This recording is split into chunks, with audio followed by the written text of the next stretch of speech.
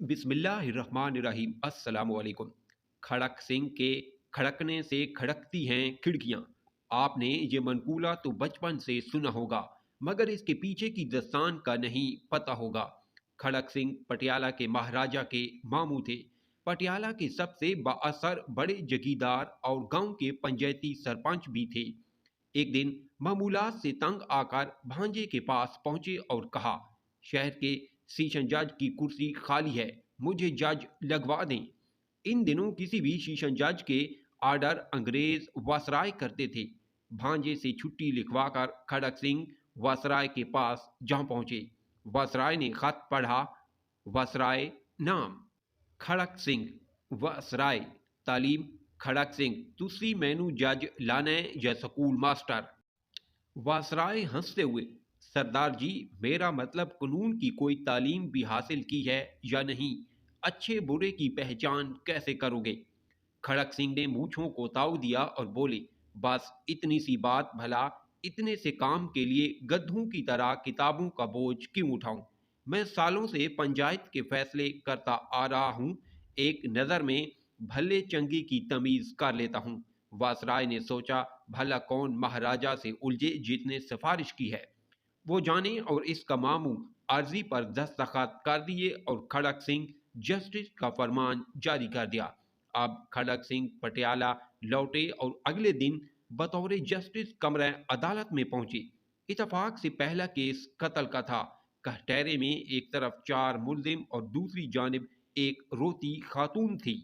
Justice Sahib ने कुर्सी पर बराजमान होने से पहले फराकीन को गौर से देखा और मामला समझ गए। एक पुलिस अफसर कुछ कागज लेकर आया और बोला, माय लॉर्ड, ये औरत क्रांति कौर है। इसका इल्जाम है इन चार लोगों ने इसके शौहर को कत्ल किया है। जस्टिस खड़क सिंह ने औरत से तफसील पूछी। औरत बोली, सरकार, दाएं जाने वाले के हाथ में बर्छा था और बराबर वाले के हाथ में द्रांति, और बाकी दोनों के हाथों में सोटे थे।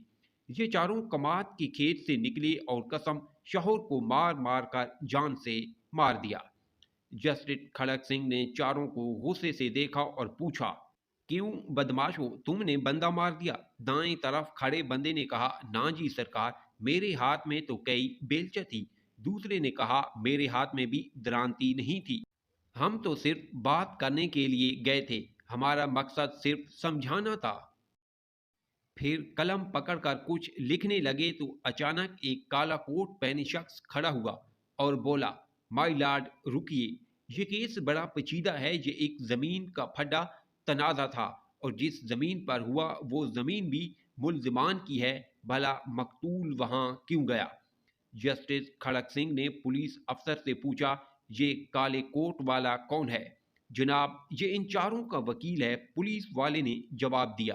तो उन्हीं का बंदा हुआ ना, जो इनकी तरफ बात कर रहा है। फिर खड़क सिंह ने वकील सफाई को भी इन चारों के साथ खड़े होने का कहा। फिर एक सतरी फैसला लिखकर दस्तखत कर दिए। फैसले में लिखा था, इन चारों कातलों और इनके वकील को कल सुबह सादिक फांसी पर लटका दिया जाए। पटियाला में हलचल मच गई। हर तरफ लोग खड़क सिंह के नाम से थर थर कांपने लगे। खड़क सिंह मुजरमों के साथ उनके वकीलों को भी फांसी देता है। अचानक जराइम की शरह सिफर हो गई। कोई वकील किसी मुजरिम का केस ना पकड़ता। जब तक खड़क सिंह पटियाला जज रहे, रियासत में खूब अमन रहा। आस पास पड़ोस की रियासत से लोग अपने केस खड़क सिंह की अदालत में लाते और फौरी इंसाफ पाते। इस वाक़ये में दौर हाजिर के पढ़े लिखे जजों के लिए एक गहरा सबक है कि अगर इंसाफ फौरी और मुजरमों के साथ उनके वकीलों को भी सज़ा मिलने लगे तो मुल्क में जराइम की शरह सिफर हो जाएगी। अगर आप मेरे चैनल पर न्यू हैं तो प्लीज़ चैनल को सब्सक्राइब ज़रूर करके इसी तरह सबक आमोज़ स्टोरी सुनें।